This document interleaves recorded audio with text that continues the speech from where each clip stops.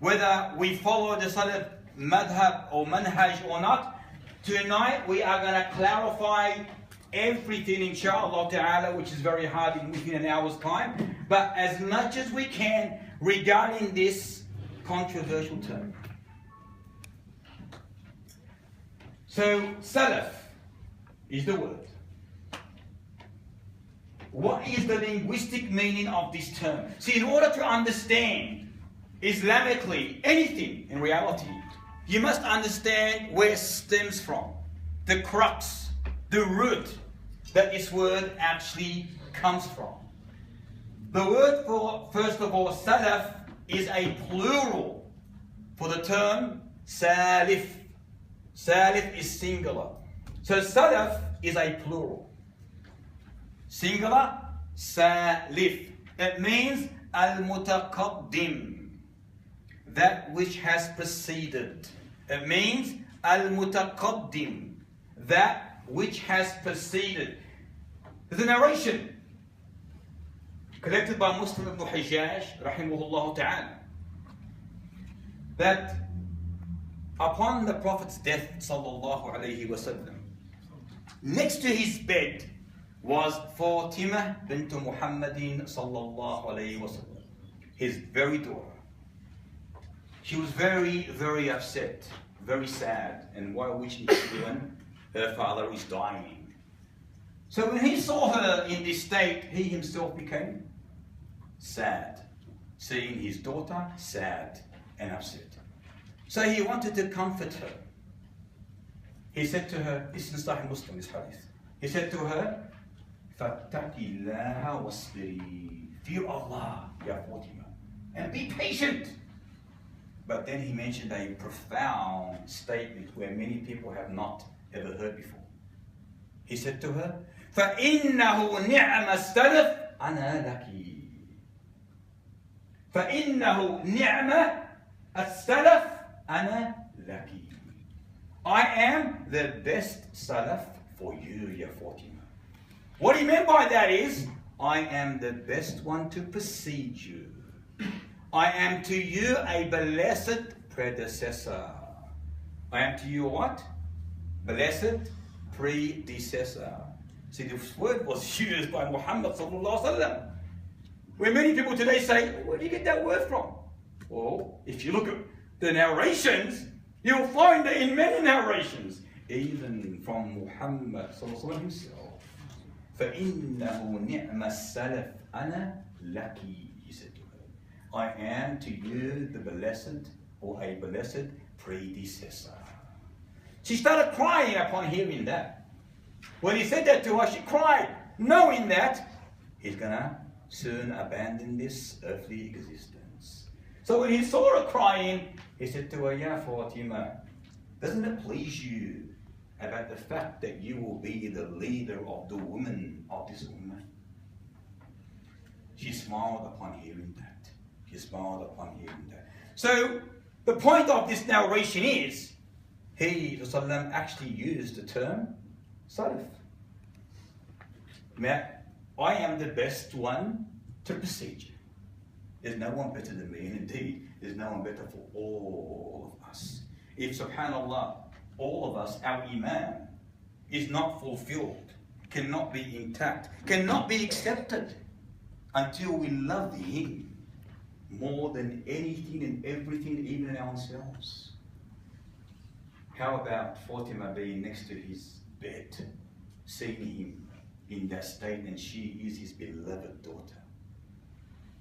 Sallallahu alayhi wa sallam. So the term Salaf linguistically, if you look at the Arabic dictionary, the book of called Lisan al-Arab, it mentions the Salaf means anyone who has preceded you from your fathers and your relatives, who are above you in age and virtue. Anyone or whoever preceded you from amongst your fathers and your relatives, those who are above you in age and virtue. This is the linguistic meaning of Salaf. Those who preceded you. So we're going to see soon the connection between it and Islamically. So if we get to the technical meaning of the word Salaf, and that's what is important for us tonight, the technical meaning. Salaf Islamically refers to the first 3 generations of Muslims. Some said 4, but predominantly the first 3. The Sahaba, the companions of Muhammad sallallahu At-Tabi'un and Atba'u Tabi'in. These first 3 generations. They are the ones referred to when we say Salaf al-Salih, the righteous predecessors, or our righteous forefathers, or our righteous forebears, or the pious predecessors. It all goes back to one, the first 3 generations of Islam. The first one is the most important, and they are directly the companions of Muhammad sallallahu alayhi wa sallam. What makes a person be a companion? How can we define who is a companion? There are 3 conditions. How many? 3, ya Yusuf. Number 1 is what? Before that, to visualize their teacher. They must have seen him, unless they're blind, like Abdullah ibn Maktoum. He was still in his presence, that's acceptable. While in his presence, they've got to be what? Muslim. And the third condition, they've got to die on that belief which is Islam. So, to be there, physically, to be a Muslim at that time, and to die on Islam. That's what makes a companion. So these are the 3 conditions to be called a companion of Muhammad sallallahu alayhi wa sallam. What makes a tabi'i? The same conditions to see a companion, to be a Muslim, and to die on that belief.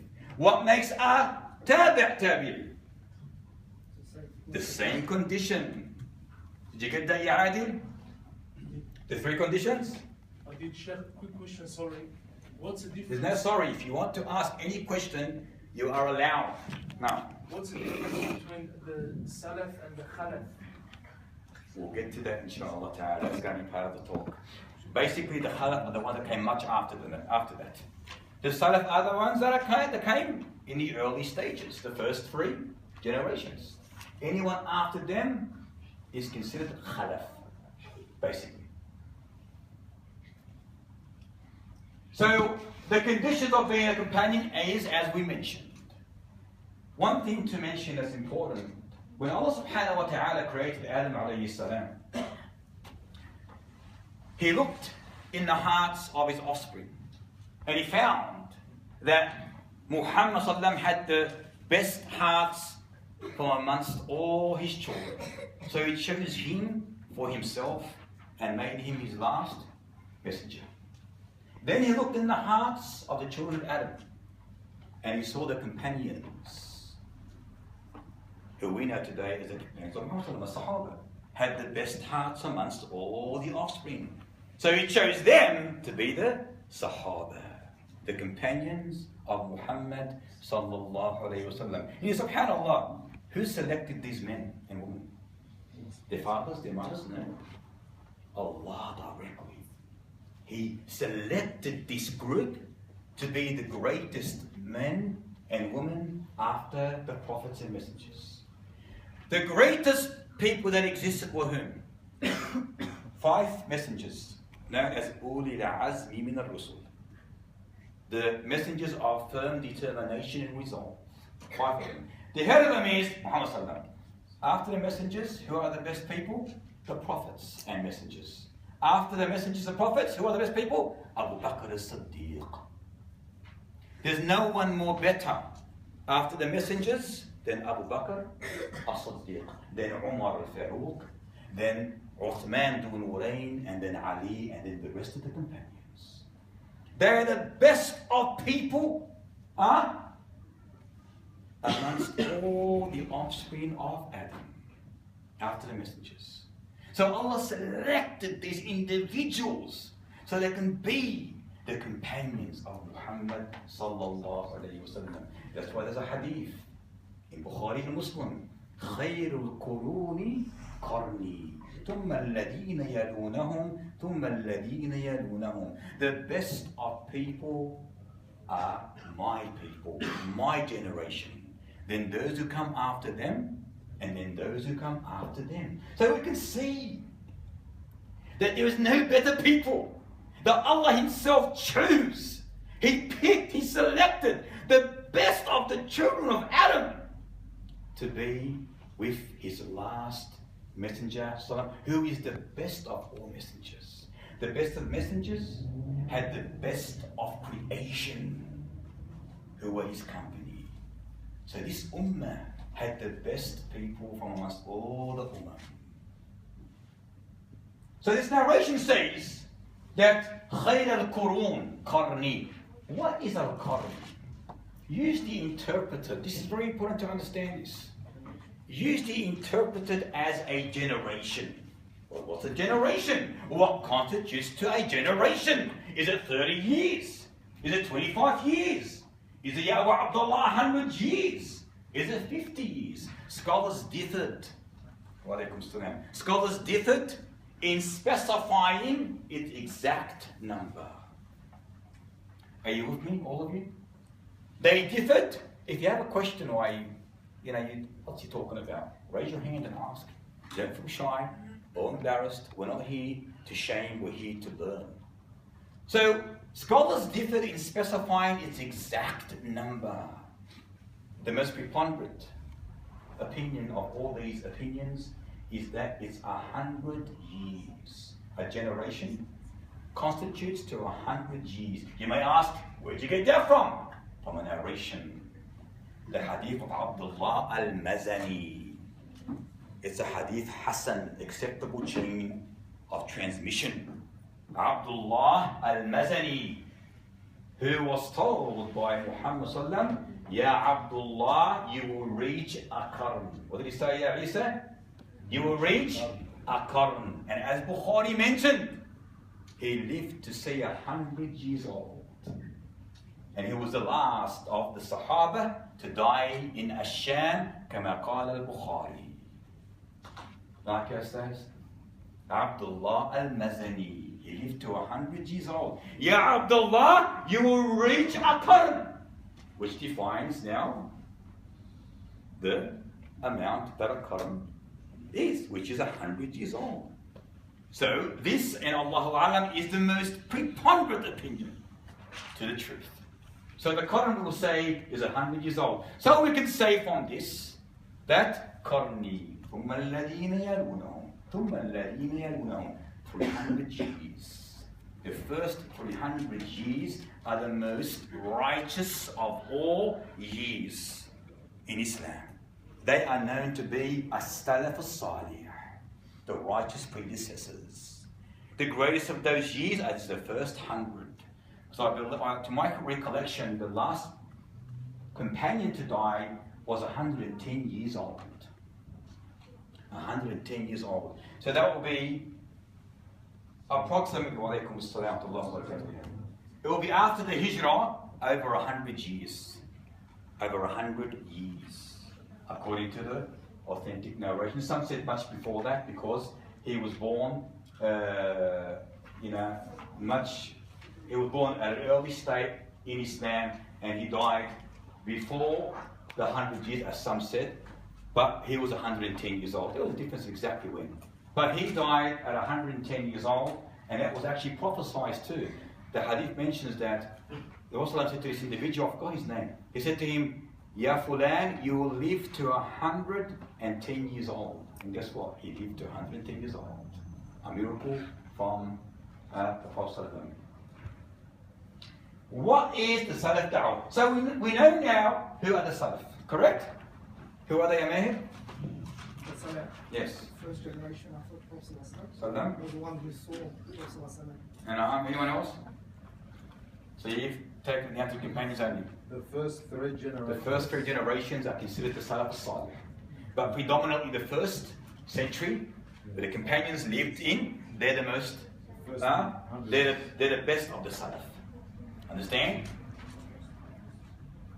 What is the Salaf da'wah? You hear this all the time. Why do I have to adopt the methodology of the Salaf? Why? What makes it better than others? Well, first of all, what is the Salaf da'wah built on? What's it based on? It's simple. It's not based on your cookbook, Ya Abdul Rahman. It's based on the Quran and the Sunnah strictly. The Quran, the Sunnah, it is pure from all additions, deletions, and alterations. The Salaf da'wah is based on the Quran and Sunnah, pure from all additions, deletions, and alterations. The Salaf da'wah is the adherence, unconditionally, unquestionably, to the path of Muhammad sallallahu alayhi wa sallam and the path of the true believers, and that is the Salaf. We're going to know more about these true believers very shortly, inshallah. I'll repeat, the Salaf da'wah is based on the Quran and Sunnah. It is pure from all additions, deletions, and alterations. It is the adherence to the path of the Messenger ﷺ and the adherence of the true believers. Very, very important to understand what the Salaf da'wah is built on. What it's built on. Naam ya Mahir. Sheikh, in this day and age, can Mashaykh differ between a hadith, whether it's sahih or da'if, in this time? Absolutely. However, we'll talk about that in the question time, inshallah. You're going way out of the topic. Not a problem. Let's better. So, so basically, that's what the Salaf da'wah is. So anyone that says, I don't want to follow the methodology of the Salaf, what are you talking about? There's an option here. Where do I get that from? You're going to get that right now. Because what comes after that is not whether you want to or you don't want to, or I like or you do not like. Are you a lawmaker? Are you a lawgiver? Or are you a worshipper of Allah Himself? A follower of Muhammad sallallahu alaihi wasallam, period. The obligation in following the Salaf da'wah. Not the option of following it, the obligation. The obligation. Allah subhanahu wa ta'ala obligated each and every Muslim to follow precisely, unconditionally, unquestionably Muhammad sallallahu alaihi wasallam, and guess who else? The true believers, the Salaf. And he warned all those who oppose this with a severe, painful punishment. Listen to this verse from Surah An-Nisa, verse 115. وَمَنْ يُشَاكِكَ الرَّسُولَ مِنْ بَعْدِ مَا تَبَيَّنَ لَهُ الْهُدَى وَيَتَّبِعْ غَيْرَ سَبِيلِ الْمُؤْمِنِينَ نُوَلِّهِ مَا تَوَلَّى وَنُصْلِهِ جَهَنَّمَ وَسَاءَتْ مَصِيرًا. Allahu Akbar. Listen carefully to the interpretation. Whosoever opposes, contradicts the path of Muhammad after the path has been clearly made to him, and then he says, and follows other than the path of the believers. This is the believers. These people, the companions in particular, will allow him to be in the path that he has chosen. And if you want to follow a path other than the Salaf, then you will be left in the path that you have chosen. And will put him in hellfire, he says. And what an evil destination that is. It's not my saying, Ya Mustafa. That's Allah's direct saying, command. Whosoever opposes Rasulullah after the path has been made clear to him.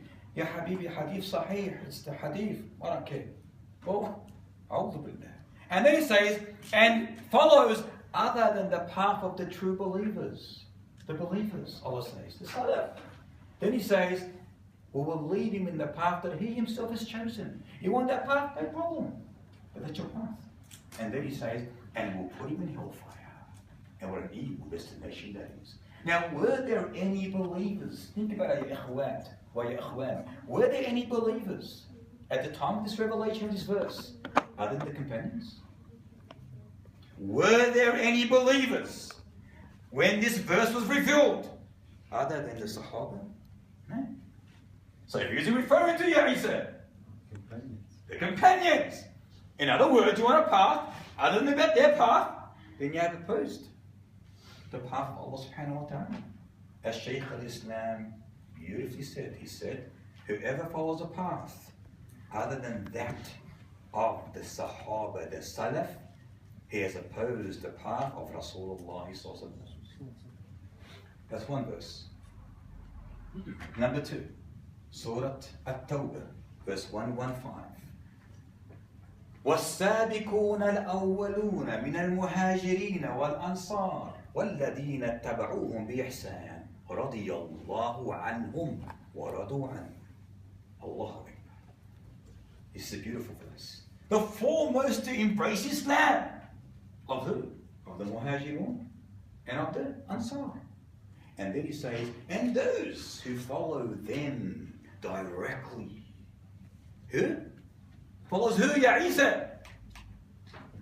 The companions. Allah is saying this. Al-Muhajirun wal-Ansar wal-Ladhina taba'uhum. Hum man? The companions. Bi-ihsan, in righteousness. What did he say? Radiyallahu anhum. The companions, he is pleased, well pleased with them. Waradu an, as they are well pleased with him. Na'am ya Rabbi. What was the verse? Surah At-Tawbah 115. This is a clear indication, wallahi, that Allah is commanding you and I to what? To follow the companions.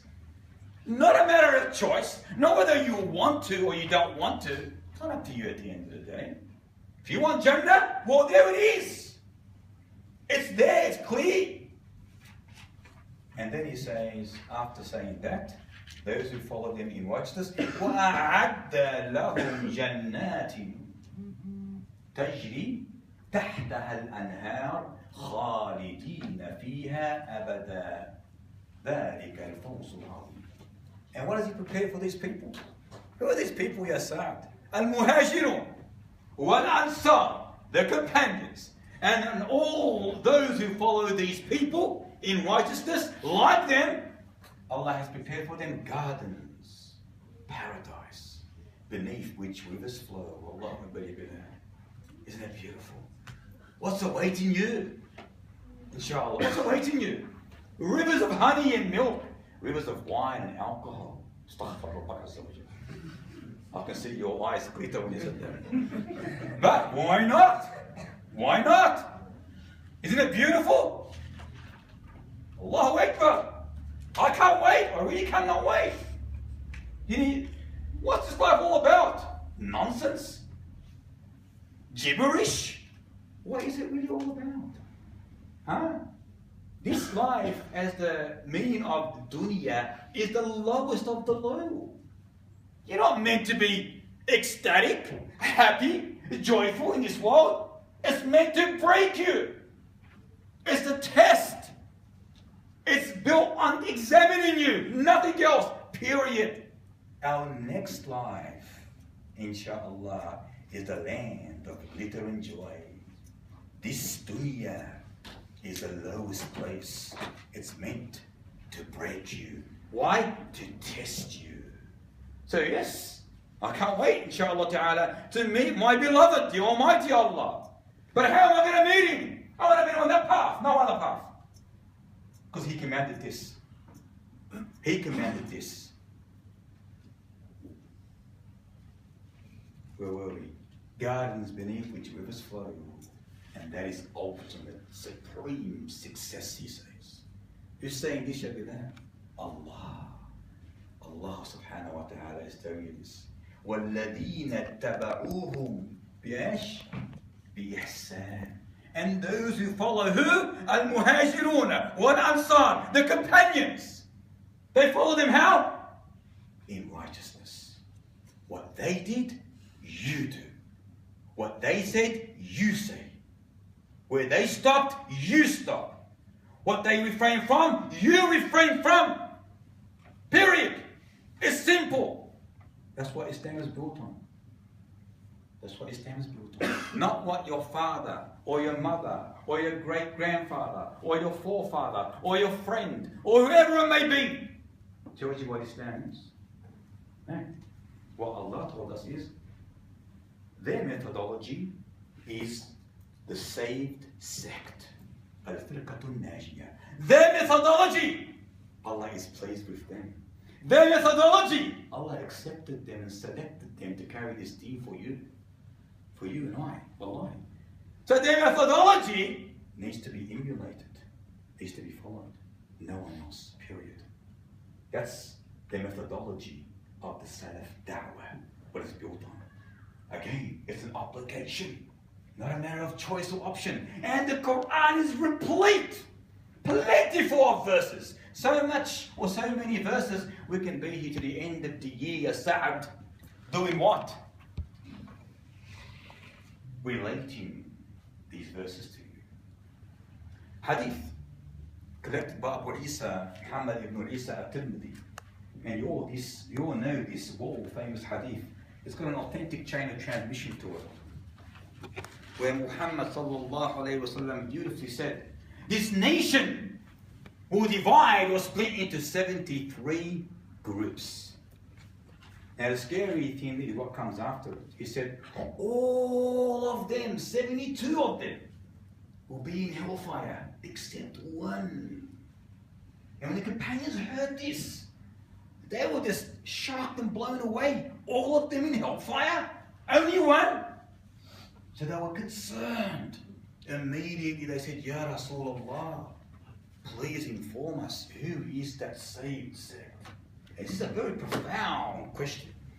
Very important question. When you hear this, your hair should stand up, wallahi. All of them in hellfire except one. Who in the world is it, Ya Rasulullah? Please tell us. Listen to what he said to him. He mentions this. What did he say?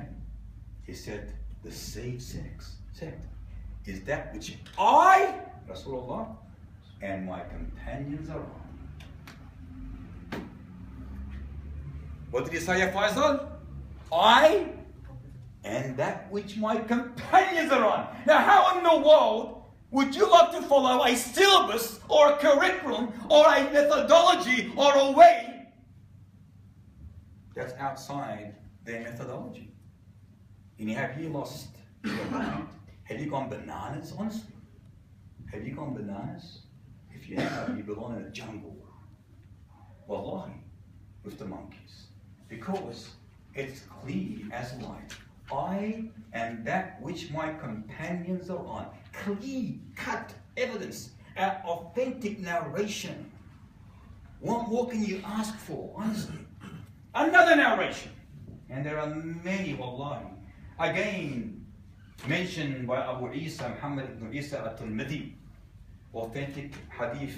He said, whoever shall live after me shall see many, many, many differences. Then he said, hold fast alaykum bi sunnati wa sunnati al-khulafa al-rashidin al-mahdiyyin min ba'di. He said, hold fast, because you're going to see many differences. And are we not saying that today? There's much discrepancy out there. There's many problems out there.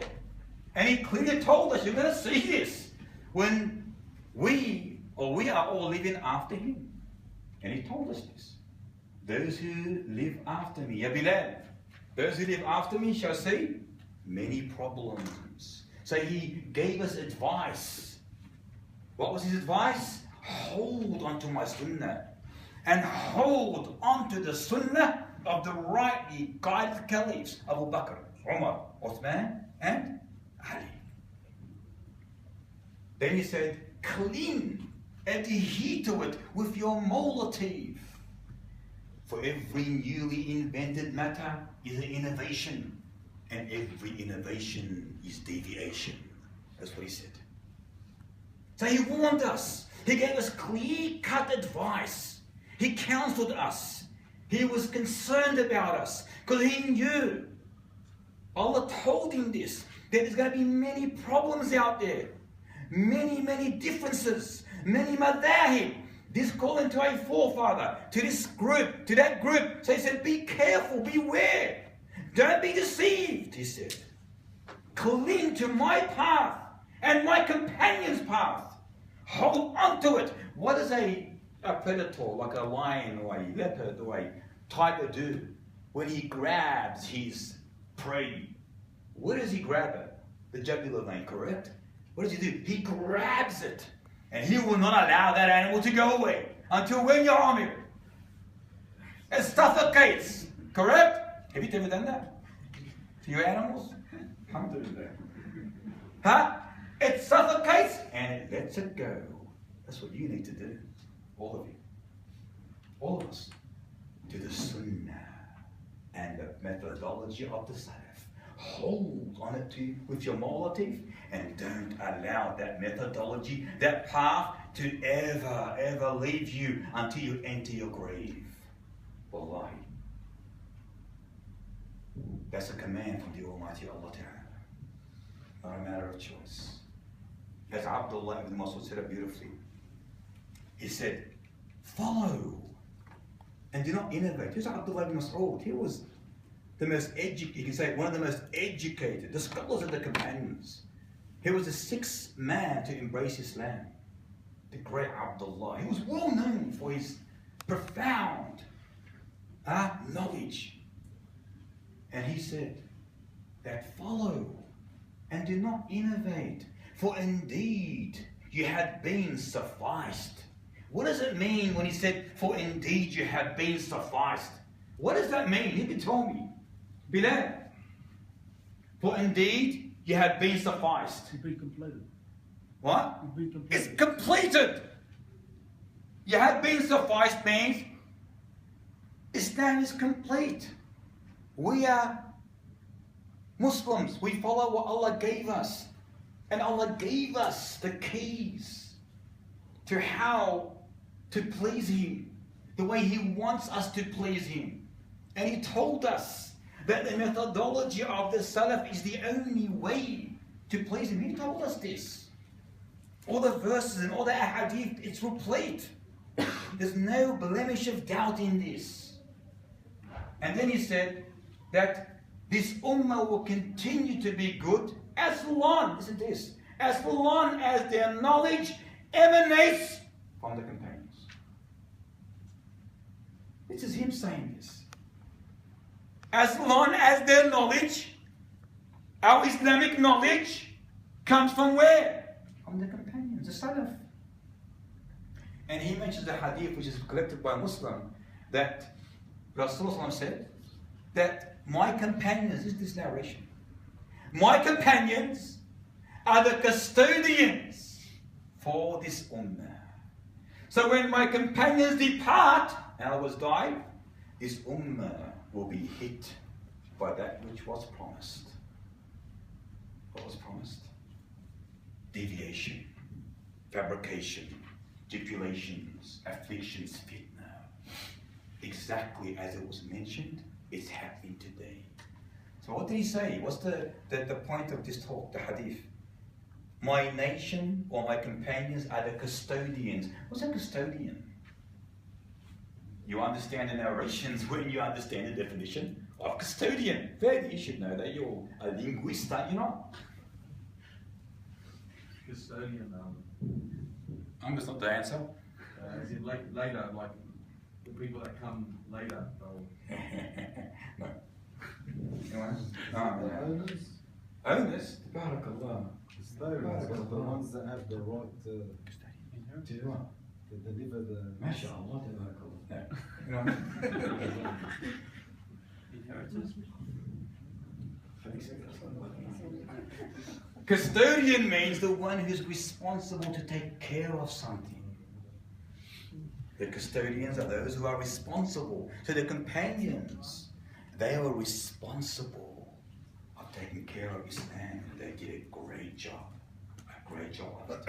And Allah subhanahu wa ta'ala preserve this beautiful light through the minds and hearts of these great and powerful men. Did not Allah preserve the deen of Islam? He preserved it for these people. So they were the custodians of Islam. And as the hadith says, once these custodians depart, die, you're going to see problems. It's hadith, it's Sahih Muslim. It's not like a fabricated hadith. It's in Sahih Muslim. A very powerful narration. We have another narration by Hassan al-Basri. Who knows who Hassan al-Basri is? He died at the age of 110 years old. He was born, I think, at 21 after the migration. His father was a freed slave, and Zayd ibn Thabit was the one who freed his father. Hassan al-Basri was a tabi'i from the righteous generations. He said, these people, the companions, are the people that Allah Himself selected, chose to be the companions of Muhammad sallallahu alayhi wa sallam. He said, emulate, copy their ways and their character. فَبِرَبِّ الْكَعْبَةِ, he said, by the Lord of the Kaaba, they were on the straight path. How can you go on?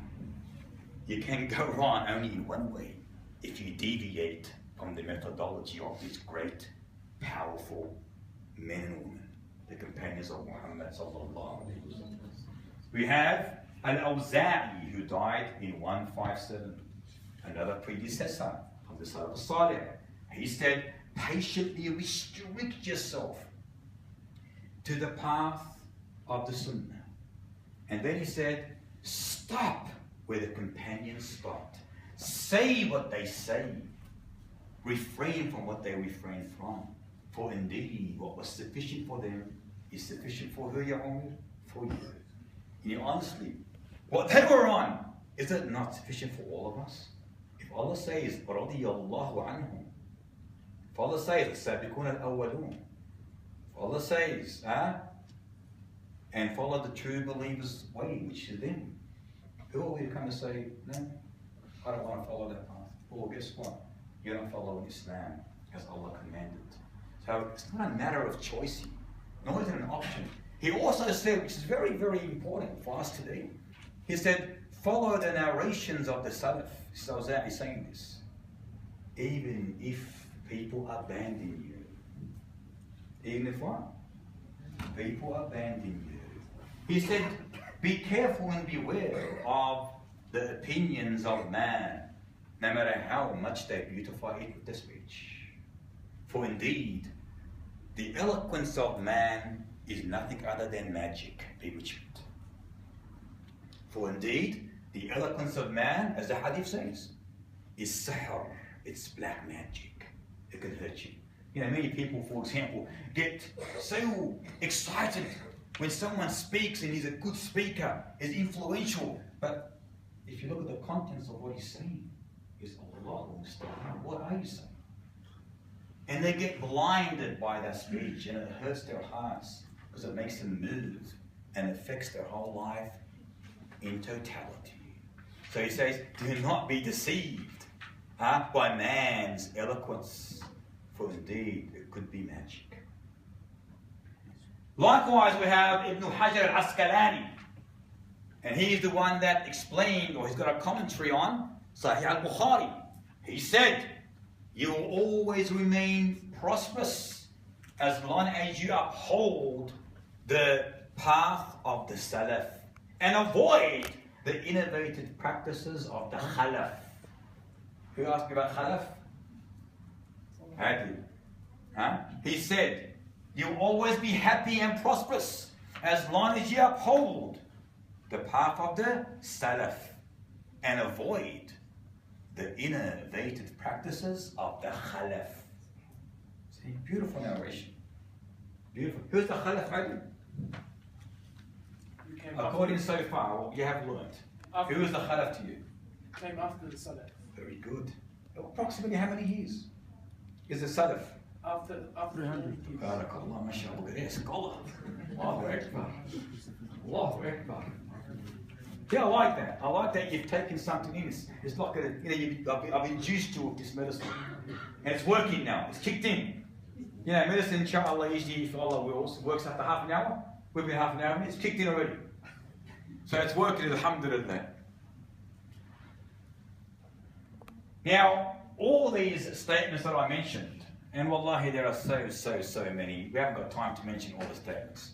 But just these little statements, basic short statements, is suffice for us to understand the importance of taking these Salaf as a way of our life, our methodology. What does methodology mean? So if I say we're on the methodology of the Salaf, what does it mean? Their way or the path? Their way or their path. For example, I'll give you an example of that. Let us say we fall into a dispute amongst each other. A certain matter Islamically. We look in the Quran. We can't find the answer. We look in the Sunnah. Even if the answer is there, how do we understand it most of the time? According to the way they understood it. Who are they? The Salaf. That's what it means to take the methodology of the Salaf.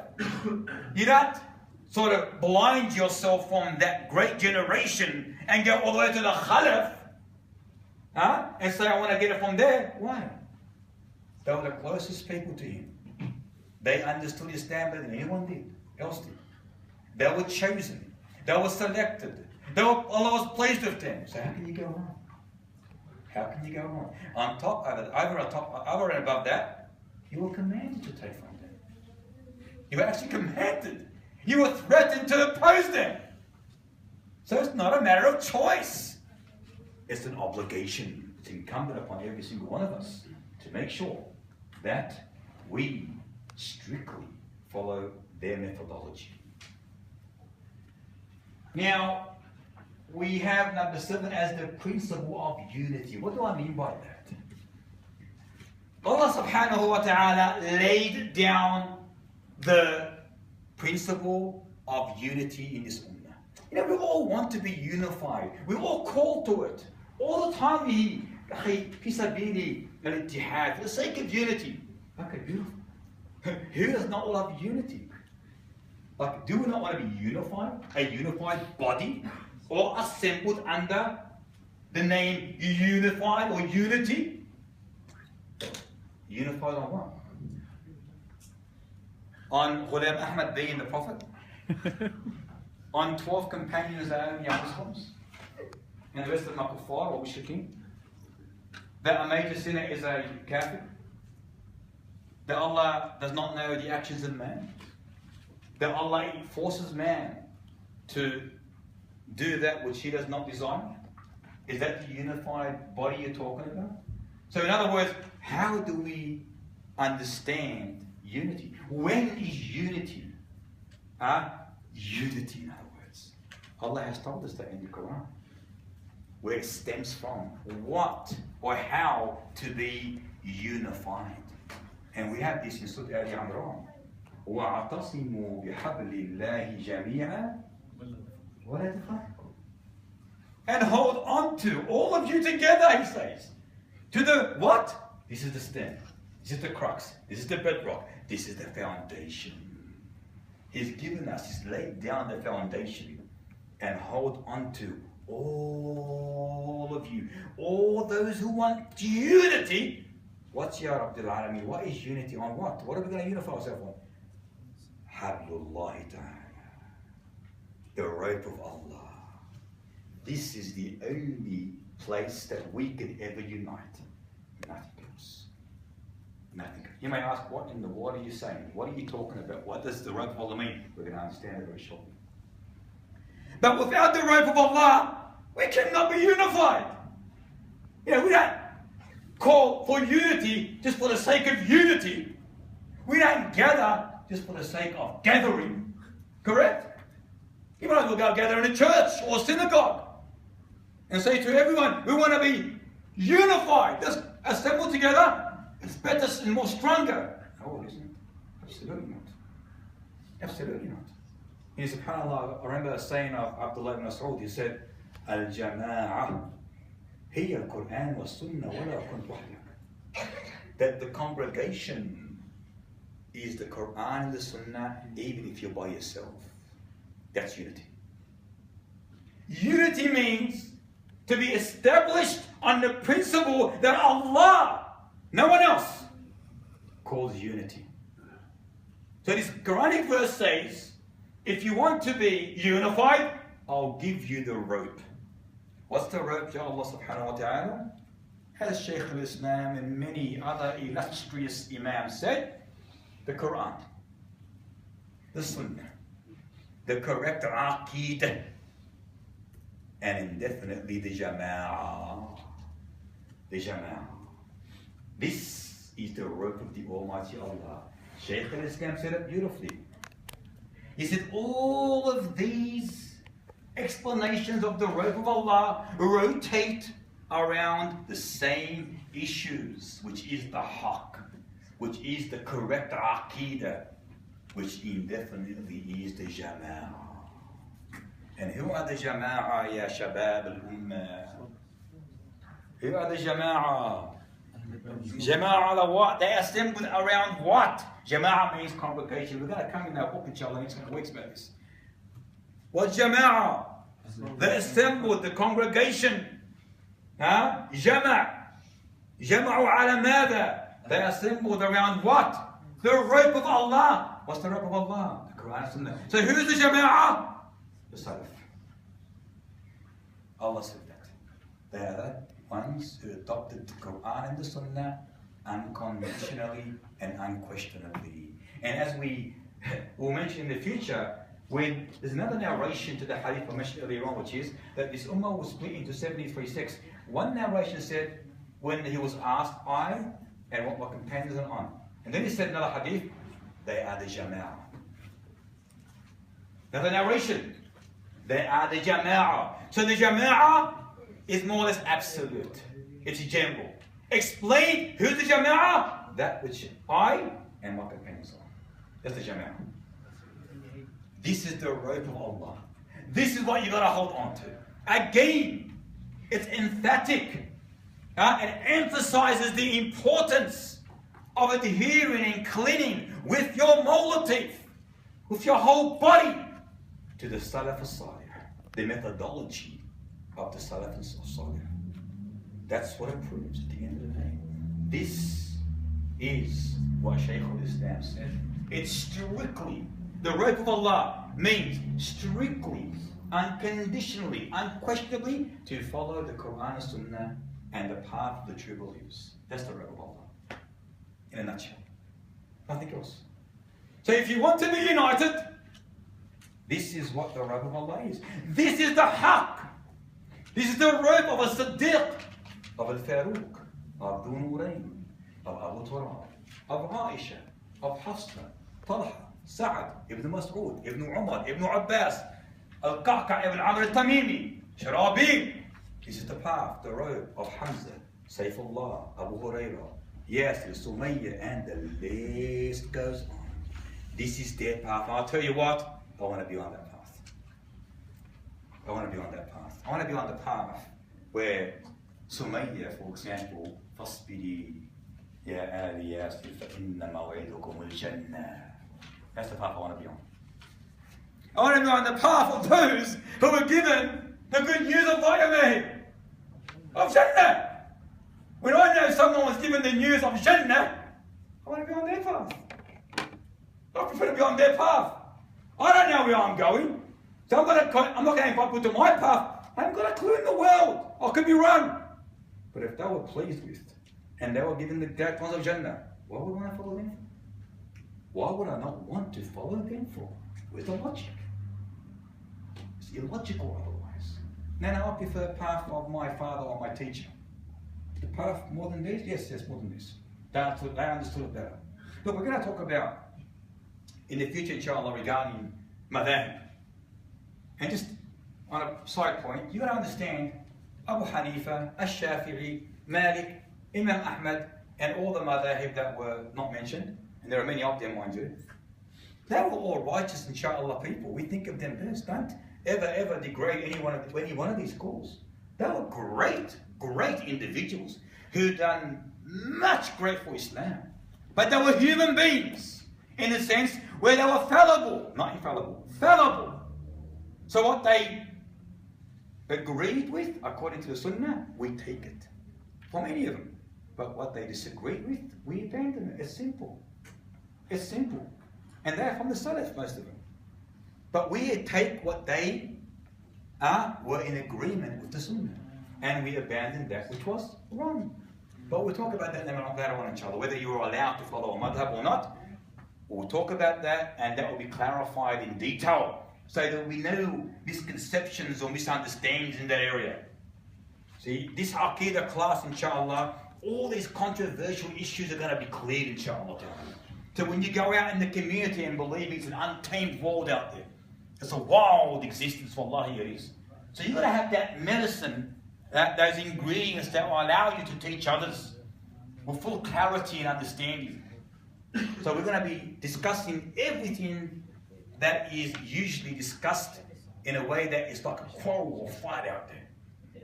So bi'idhnillah ta'ala, in due time, we'll be discussing the madhahib and exactly what happened there. So the principle of unity is based upon no other than the rope of the Almighty Allah. And strength, and only strength, can be in adopting this path. It is the adopting or the adoption of the methodology of the Salaf, and that is it constitutes to the adoption of unity. Is that hard to understand? We don't call, in other words, to the rope of Allah based on your understanding or my understanding.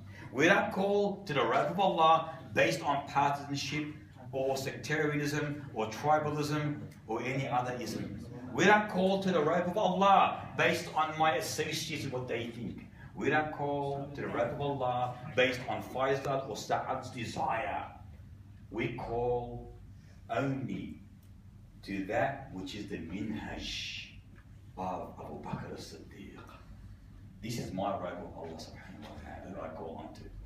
What they understood and their methodology of understanding. Surely, if we understood the biographies and the history of the companions, you will realize these great men and women, how profound and powerful their love was for Rasulullah. Wallahi, you will see amazing, amazing stories of each and every individual. Their love stemmed from the most innermost regions of their heart. It was not a love that can be measured with a love that you have towards your mother or father or wife or husband or son or daughter. No, it was a love that controlled their every movement, their every emotion, their everything in their existence. It controlled their lives. So how in the world would you desire a path other than that? So have we understood the principle of unity? What it means? And the last one. Now there are many problems with this term. You may hear all the time, what are you? I'm a Salafi. I'm a super Salafi. Oh, I'm a neo-Salafi. Really? I'm an extreme Salafi. Oh, where'd that come from? And you say, I'm a moderate Salafi. Moderate Salafi now. Now all these terms, where in the world did they come from? Understand this and recognize this. Anyone who follows strictly Muhammad sallallahu alayhi wa sallam, strictly I'm talking about, blindly, strictly, he is from amongst the Salaf. He is following the Salaf Salih.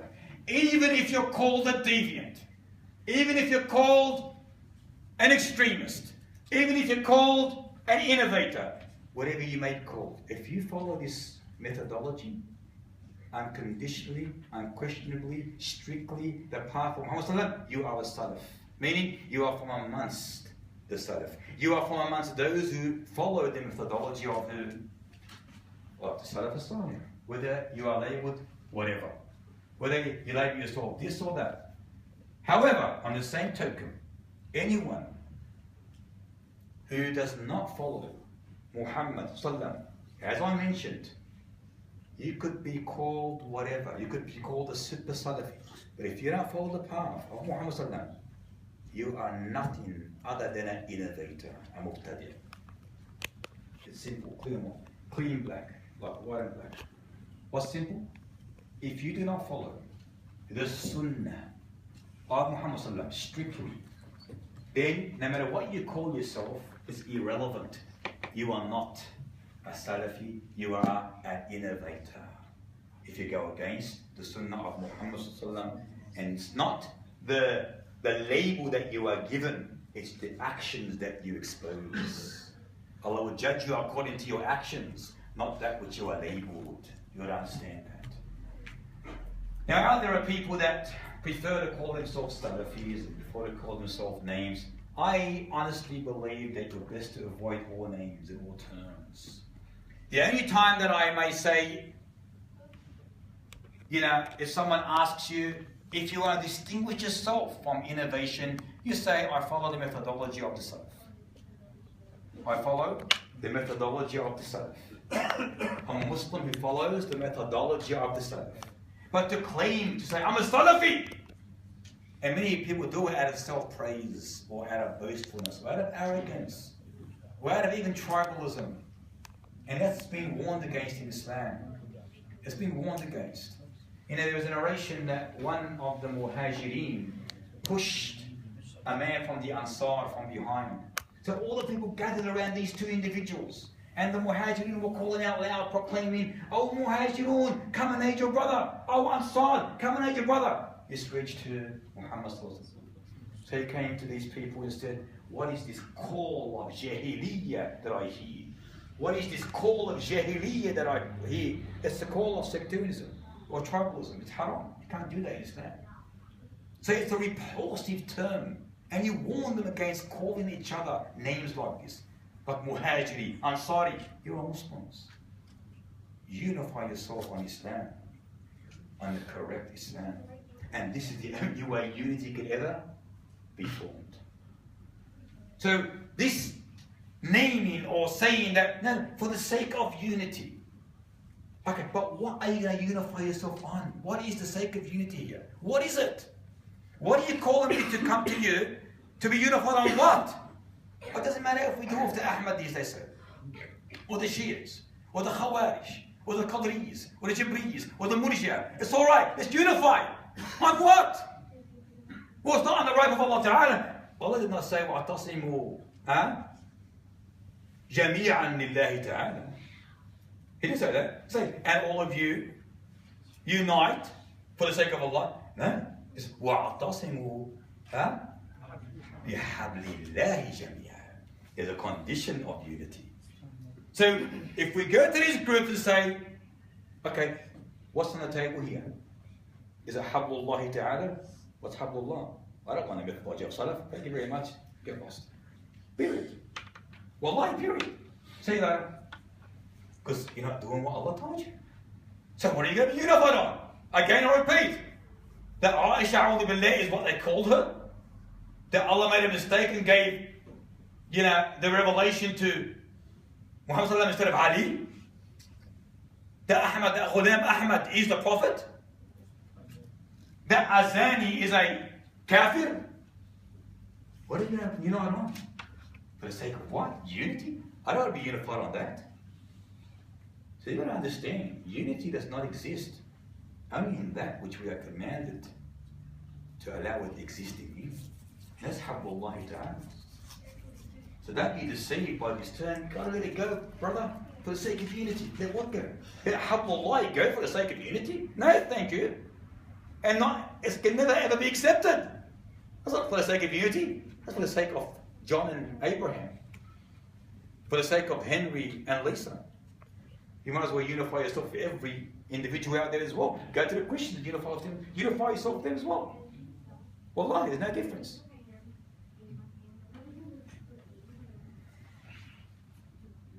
Khair, inshallah. Let's come back a few. It's been an hour and I promised you not longer than that. We had a few more things to say, but I will let it go. Bilal seems to be exhausted. He's had a hard day at the gym. Are there any questions? If there are any questions, feel free to ask now. Yes, Mustafa. What's the consequence of breaking from the Jammah, if there was one? That's next week's lesson, I think. Is it next week in the book? I'll come back to the Jammah after this. Yeah? Good question. That's our next lesson, inshallah ta'ala. Anyone else regarding tonight's or last week's? الله عليكم جميعا وبارك الله فيكم والسلام عليكم.